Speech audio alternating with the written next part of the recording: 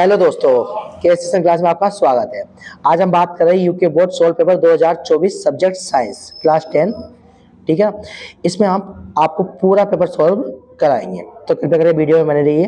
देखो सुनो, सबसे पहला क्वेश्चन क्या रहा है, एथेन आणविक सूत्र C2H5 में से संयोजक आवंत है। देखो सबसे पहले आपको दे रखा है एथेन, ठीक है ना। तो एथेन में यहाँ एक मिनट हो जाए, थोड़ी मिस्टेक हुई है, यहाँ एथेन में 6 होता है C2H6, ठीक है।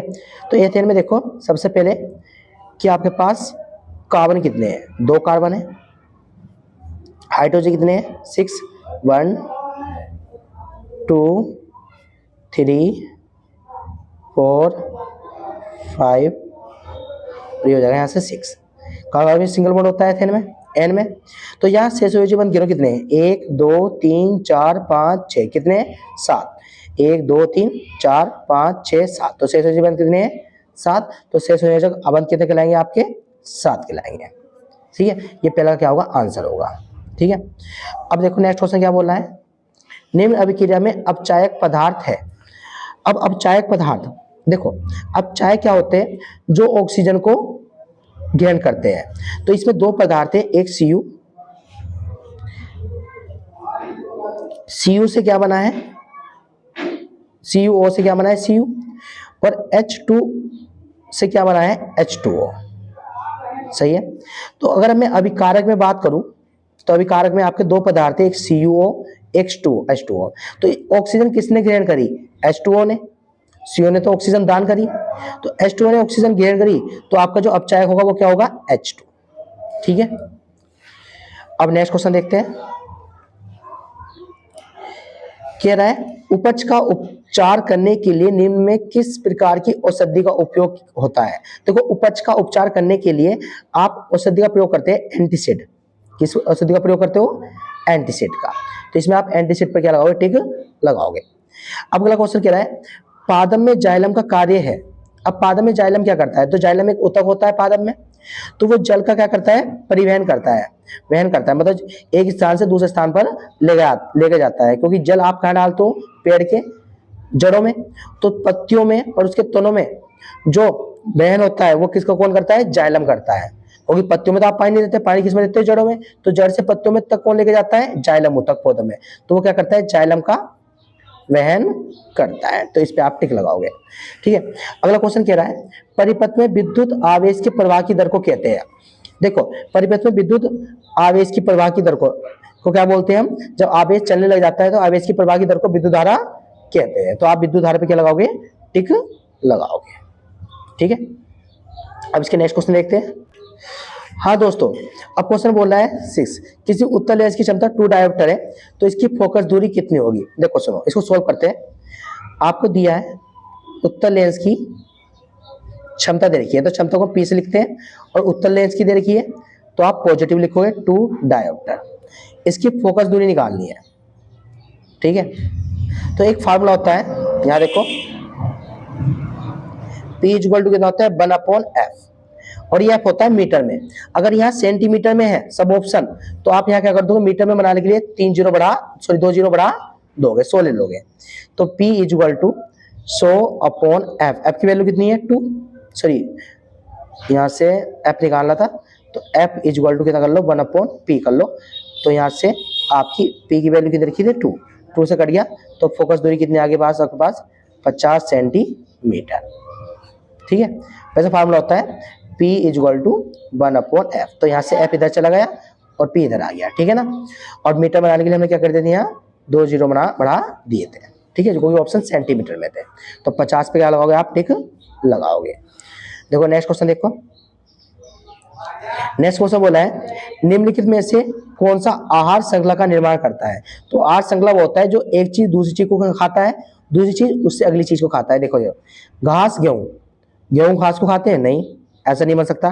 घास बकरी घास तो बकरी खाती है, और बकरी को शेर भी खाता है। तो ये बिल्कुल करेक्ट रहेगा कि घास कौन खाती है, बकरी, और बकरी कौन खाता है, शेर। फिर घास मछली घास को नहीं खाती, ये ऑप्शन गलत था। बकरी गाय आती, इसका कोई रिलेशन नहीं बैठा है। तो घास बकरी शेर, इस पे क्या लगेगा, आपका करेक्ट ऑप्शन होगा। ठीक है ना। अब देखो नेक्स्ट क्वेश्चन क्या बोल रहा है, कह रहा है उस अधातु का नाम व प्रतीक लिखिए जो सामान्य ताप पर द्रव अवस्था में पाए जाते हैं। तो आपको अधातु बतानी है। देखो अधातु का जो नाम है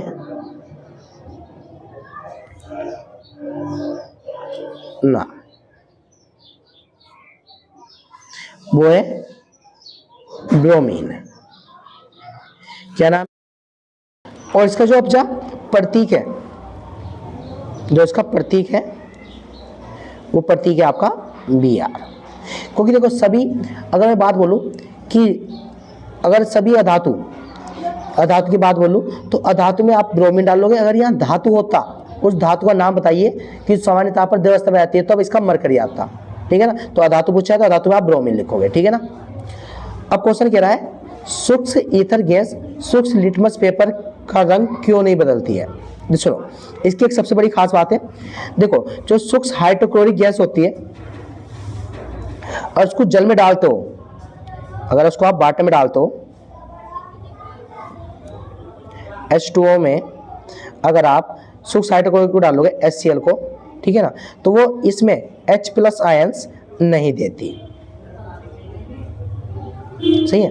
तो जल में वो H+ आयंस नहीं देने की, और जब H+ आयंस नहीं देने की तो सिंपल सी बात है कि वो सूक्ष्म लिटमस पेपर का रंग नहीं बदल लेगी। तो इसका आंसर लिखोगे कि सूक्ष्म हाइड्रोक्लोरिक गैस, तो लिखते हैं सूक्ष्म हाइड्रोक्लोरिक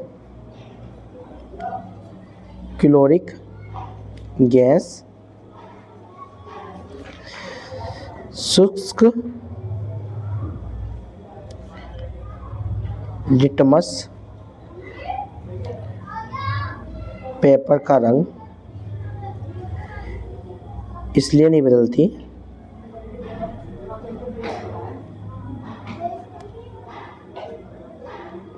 है क्योंकि ये जलीय विलयन में H+ आयन नहीं देती है, क्योंकि ये जलीय विलयन में H+ आयन नहीं देती है। ठीक है, आई होप आपको क्लियर हो गया होगा। ठीक है ना। अब इसका नेक्स्ट क्वेश्चन देखते हैं। नेक्स्ट क्वेश्चन क्या बोल रहा है कि एक गोले दर्पण की वक्र त्रिज्या 20 सेंटीमीटर है, तो इसकी फोकस दूरी क्या होगी। तो आपको क्या दे रखा है, दिया है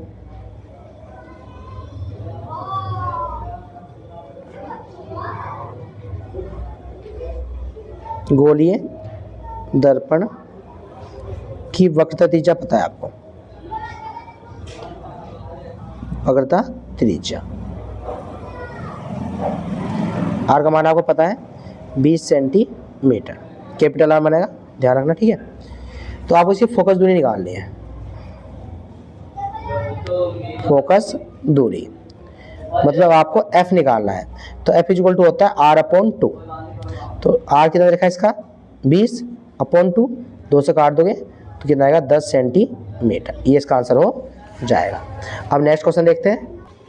हाँ दोस्तों, अब इसका नेक्स्ट क्वेश्चन देखते हैं क्या बोला है। कह रहा है उस दर्पण का नाम बताइए जो वस्तु का सीधा और बड़ा प्रतिबिंब बना सके। तो वो दर्पण होता है अवतल दर्पण। तो आप अवतल दर्पण लिखोगे। ठीक है, आंसर में। तो आंसर में क्या आएगा इसका, अवतल दर्पण। ठीक है, सही है। अब आपके पास बोल रहा है क्वेश्चन कि प्रकाश संश्लेषण प्रक्रम का रासायनिक समीकरण लिखिए। तो ओनली आपको रासायनिक समीकरण लिख रहा है प्रकाश संश्लेषण का। तो वो होती है, देखो प्रकाश संश्लेषण के लिए जो आपके अभिकारक होते हैं वो कौन कौन से होते हैं, एक तो कार्बन डाइऑक्साइड और एक जल और एक सनलाइट, बोले सूर्य का प्रकाश। ये तीनों मिलकर ग्लूकोज की फॉर्म में क्या बनाते हैं, वाटर। ग्लूकोज के फॉर्म में क्या बनाते हैं, खाना बनाते हैं, मतलब फूड बनाते हैं। तो इसकी रिएक्शन कैसे होती है, 6CO2 प्लस के 6H2O एरो। यहाँ सूर्य का प्रकाश होगा, सूर्य का प्रकाश और क्लोरोफिल की उपस्थिति में, क्लोरो की उपस्थिति में ये फुहारा बनाएंगे ग्लूकोज C6H12O6 ग्लूकोज क्यों बनाएंगे, और साथ में क्या निकालेंगे, उत्पाद O2, 6O2 उत्पाद क्या करेंगे, बाहर निकालना ही है। ठीक है ना।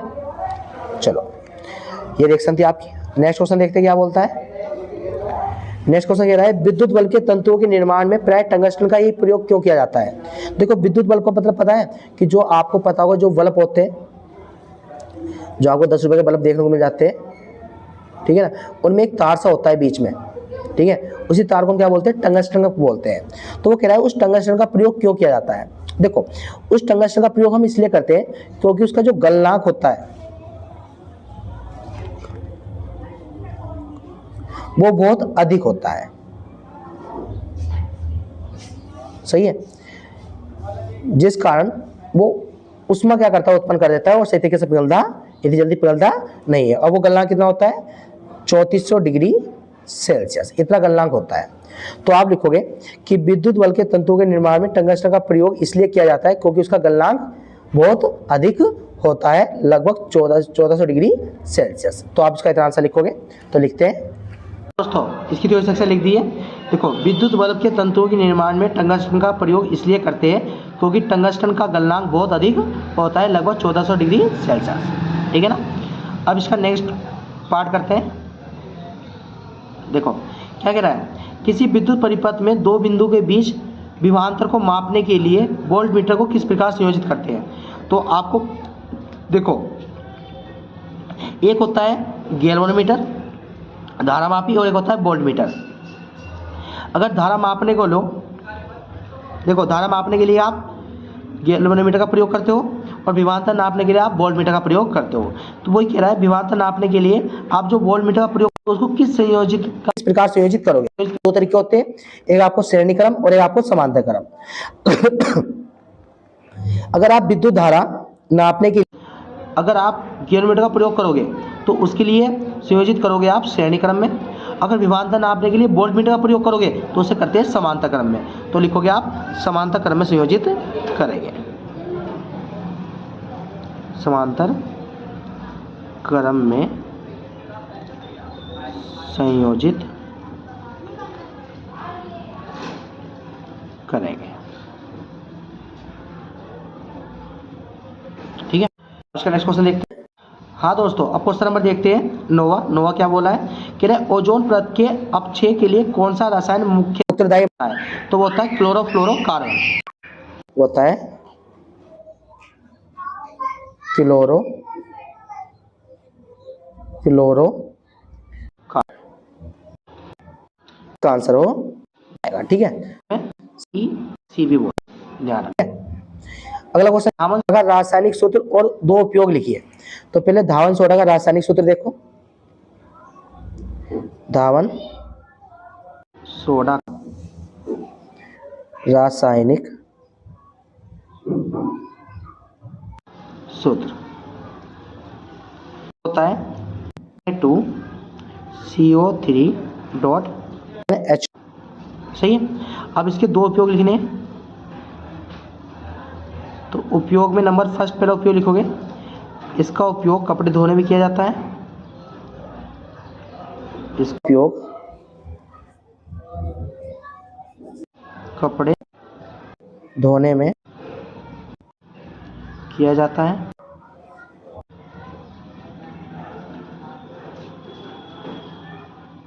ठीक है।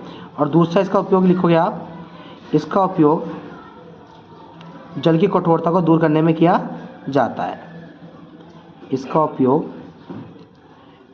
जल की कठोरता को दूर करने में किया जाता है।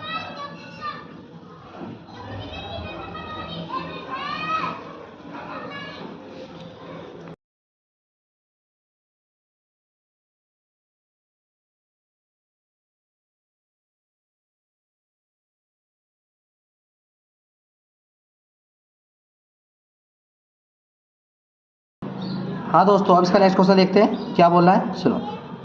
कह रहा है अधातु ऑक्सीजन के साथ संयुक्त होकर कैसा ऑक्साइड बनाती है। देखो सुनो, पहले का आंसर देते हैं के का, ठीक है, के का भी बताएंगे। देखो अगर अधातु ऑक्सीजन से रिएक्शन कर रही है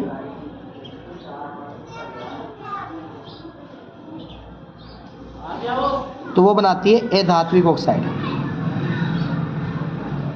क्या बनाती है? एधात्विक ऑक्साइड। सही है। और इसकी जो प्रकृति होती है वो होती है अम्लीय। दोस्तों अब क्वेश्चन नंबर 6 के बारे में बात करते हैं। 6 बोला है आयनिक यौगिकों का गलनांक कुछ क्यों होता है। तो सुनो, सबसे पहले बात करते हैं कि आयनिक यौगिक कौन कौन से होते हैं। देखो, आयनिक यौगिक वो होते हैं जो आयनों से मिलकर बनते हैं, जैसे कि आपका NaCl हो गया। NaCl आपके 2 आयन से मिलकर बना है, एक Na+ से और एक Cl-। जैसे KCl हो गया, तो K+ से बनकर बना है और Cl- से। एक मिनट को। हाँ दोस्तों, H2O कैसे मिलकर बनता है? H+ और OH-। और आपको पता है ये सब क्या है? धनात्मक आयन से मिलकर बने हैं और ये सब आपके ऋणात्मक आयन से मिलकर बने हैं। और जब धनात्मक और ऋणात्मक आयन के मध्य एक बल होता है जिसे हम बोलते हैं स्थिर वैद्युत बल, तो यानी कि आयनिक यौगिकों में क्या होता है? एक स्थिर वैद्युत बल उपस्थित होता है। इस स्थिर वैद्युत बल के कारण ही इनका गलनांक क्या होता है? उच्च होता है।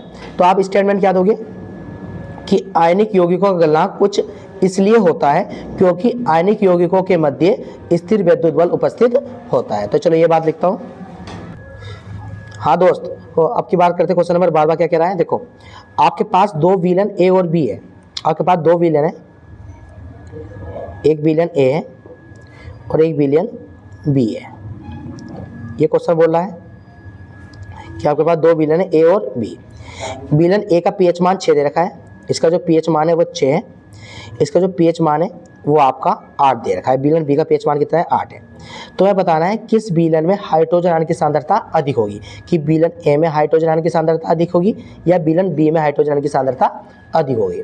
देखो, हाइड्रोजन आयन की सांद्रता किस पर निर्भर करती है? अम्लीय पदार्थों पर। देखो, जितना ज़्यादा वो H+, देखो आपको पता है कि बीच में क्या होता है? 7 और 7 से नीचे क्या होते हैं? अम्लीय, और 7 से ऊपर क्या होते हैं? क्षारीय, और 7 पे क्या होता है? उदासीन। 7 से जितना नीचे जाओगे उतना ज़्यादा H+ आयन की सांद्रता क्या होती है? बढ़ती है। ठीक है ना। तो सिंपल सी बात, 7 से नीचे कौन है? 6। तो 6 में क्या होगा? अम्लीय ज़्यादा होगा, अम्लीय गुण ज़्यादा होगा, H+ आयन की सांद्रता अधिक होगी। तो लिखोगे कि विलन A में H+ आयन की सांद्रता क्या है? अधिक है। तो लिखेंगे विलन A में H+ आयन की सांद्रता अधिक है। अब क्वेश्चन कह रहा है कि इनमें कौन सा अम्लीय कौन सा क्षारीय है। तो विलन ए जो है वो आपका अम्लीय है और जो विलन बी है वो आपका क्षारीय है। क्यों? क्योंकि 7 से नीचे क्या होता है? अम्लीय होते हैं और 7 से अधिक क्षारीय होते हैं। तो 8 7 से ऊपर हो गया, तो 7 से ऊपर क्या होता है? क्षारीय। ठीक है, अब इसका नेक्स्ट क्वेश्चन देखते हैं दोस्तों। अभी क्वेश्चन नंबर 13 देखते हैं। 13 क्या बोल रहा है? कह रहा है द्विखंडर बहुखंडर में किस प्रकार भिन्न है। मतलब इसमें आपको अंतर लिखना है द्विखंडर और बहुखंडर में। देखो, द्विखंडर क्या होता है? ये अनुकूल परिस्थितियों में होता है और ये प्रतिकूल परिस्थितियों में होता है। इसमें केंद्रक 2 केंद्रकों में विभाजित हो जाता है। जो उसका केंद्रक होता है न्यूक्लियस, वो 2 पुत्री केंद्रकों में क्या होता है? विभाजित होता है। और इसका जो केंद्रक होता है वो अनेक संतति केंद्रकों में क्या होता है? विभाजित हो जाता है, मतलब बट जाता है। फिर इसमें केंद्रक विभाजन के साथ साथ कोशिका द्रव्य का भी बंटवारा होता है। इसमें केंद्रक विभाजन के साथ साथ जो कोशिका द्रव्य होता है उसका भी बंटवारा हो जाता है। परंतु इसमें केंद्रक विभाजन पूर्ण होने के पश्चात, जब केंद्रक विभाजन क्या होता है? पूर्ण हो जाता है, पूरा खत्म हो जाता है, तब उसकी जो पुत्री होती है वो केंद्र के चारों ओर थोड़ा थोड़ा एकत्रित हो जाती है, मतलब इकट्ठी हो जाती है। ठीक है, फिर अगला क्वेश्चन इसमें पॉइंट, इसमें एक कोशिकीय जीव 2 संतति जीव बनते हैं और इसमें एक कोशिकीय जीव अनेक संतति जीव केंद्रक का विभाजन होता है। अनेक संतति जीव भी बनाते हैं और केंद्र का विभाजन क्या करता है? देखने को मिलता है। आई होप आपको क्लियर हो गया होगा। अब देखते हैं इसका नेक्स्ट क्वेश्चन। देखो, नेक्स्ट क्वेश्चन क्या कह रहा है? स्वेय परागण एवं पर परागण से क्या अभिप्राय है। देखो, स्वेय परागण क्या होते हैं? द्विलिंगी होते हैं, और जब ये एकलिंगी होते हैं तो इसमें नर और मादा एक ही पौधे में पाए जाते हैं। अब परागण में क्या होते हैं? इसमें जो पुष्प होते हैं द्विलिंगी तथा एकलिंगी तथा नर मादा पुष्प अलग अलग पौधे में होते हैं। ध्यान सुनो, स्वयं परागण क्या होता है, इसके जो पुष्प होते हैं वो द्विलिंगी होते हैं, परंतु जब इसके एकलिंगी पुष्प होते हैं तो उसमें नर और मादा सेम प्लांट में पाई जाएगी, एक ही पौधे में पाई जाएगी। इसके जो पुष्प होंगे वो द्विलिंगी होंगे और एकलिंगी भी होंगे, और उसके जो नर मादा होंगे वो अलग अलग प्लांट्स में पाई जाएगी, अलग अलग पेड़ पौधे में पाई जाएगी। इसमें नर और मादा एक साथ परिपक्व होते हैं और इसमें नर और मादा अलग अलग समय पर परिपक्व होते हैं। इसके कुछ पौधों के पुष्प खुलते नहीं है, मतलब कुछ पेड़ पौधे के फूल खुलते नहीं है, परंतु इसमें कोई प्रकार की व्यवस्था नहीं होती, उसमें सेम खुलते ही है, खुलते हैं तो खुलते ही रहेंगे। ठीक है ना। अब इसका नेक्स्ट क्वेश्चन देखते हैं। हाँ दोस्तों, अब इसका नेक्स्ट क्वेश्चन क्या कह रहा है, निकट दृष्टि दोष से क्या है, इसके निवारण के लिए किस प्रकार के लेंस का उपयोग क्यों करते हैं। देखो, जैसे आपकी नेत्र है,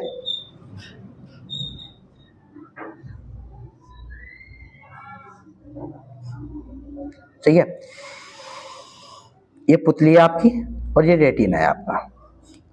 अगर इमेज रेटिना पर बनती है, फोकस पॉइंट रेटिना पर बनती है, तो आपकी आंख में कोई दोष नहीं है। अगर ये फोकस बिंदु रेटिना के पास आ जाता है तो तब आपको पास की वस्तु तो स्पष्ट दिखाई देती है, परंतु दूर की वस्तु स्पष्ट नहीं दिखाई देती है। तो उस प्रकार को हम बोलते हैं निकट दृष्टि दोष। तो वो कौन सा होता है आपका, निकट दृष्टि दोष। तो आंख का वे दोष जिसमें निकट की वस्तु तो स्पष्ट दिखाई देती है परंतु दूर की वस्तु को स्पष्ट नहीं दिखाई देती, तो आंख के इस दोष को निकट दृष्टि दोष कहते हैं। ये बात ध्यान रखना। अब इसको ठीक करने के लिए हम किस लेंस का प्रयोग करते हो, तो देखो आपके पास दो लेंस होते हैं, एक होता है उत्तल लेंस और एक होता है आपके पास अवतल लेंस। दोनों के बारे में बात करें तो ये किरणों को क्या करता है, कन्वर्ज करता है, और ये किरणों को क्या करता है, डाइवर्ज करता है। ये बात का पता होना चाहिए। अब देखो आपको किरणों को कहां से भेजना है, इसको फोकस पॉइंट को यहां लेकर आना है। अगर मैं इसका एक कॉनकेव लगा दूं, मतलब अवतल लेंस लगा दूं, तो वो क्या करेगा, ध्यान से सुनो। जैसे कोई भी दो समांतर किरणें आ रही होगी तो थोड़ी क्या कर देगा, उसको डाइवर्ज कर देगा। डाइवर्ज करने से क्या हो जाएगा, इसका फोकस पॉइंट पीछे चला जाएगा और इमेज जहां रेटिना पे बननी थी वहीं रेटिना पे बन जाएगी। तो इसके निवारण के लिए हम कौन से लेंस का प्रयोग करते हैं, अवतल लेंस का। चलो इस बात को मैं लिखता हूं। हाँ दोस्तों, इसकी अपनी थ्योरी सेक्शन लिख दी है। क्या कह रहा है, आंख का वे दोष जिसमें निकट की वस्तु स्पष्ट दिखाई देती है परंतु दूर की वस्तु स्पष्ट नहीं दिखाई देती, तो आंख के इस दोष को निकट दृष्टि दोष कहते हैं। इसकी दोष के निवारण को के लिए हम अवतल लेंस का प्रयोग करते हैं। अगर इसको आपको दूर करना है तो आप अवतल लेंस का क्या करोगे, प्रयोग करेंगे। अब इसकी जो नेक्स्ट पार्ट है 16 से आगे तक के क्वेश्चन, वो आपको नेक्स्ट वीडियो में देखने को मिलेंगे। इसके सेकंड पार्ट में आपको पता है वीडियो लंबी हो जाती है, तो जिस कारण हम इसको दो पार्ट में क्या करते हैं, सोल्व करते हैं। तो इसकी नेक्स्ट वीडियो के लिए आप इसके डिस्कशन में क्या कर सकते हो, इसका लिंक पा सकते हो, तो आप डिस्कशन में जाके चेक कर लीजिए।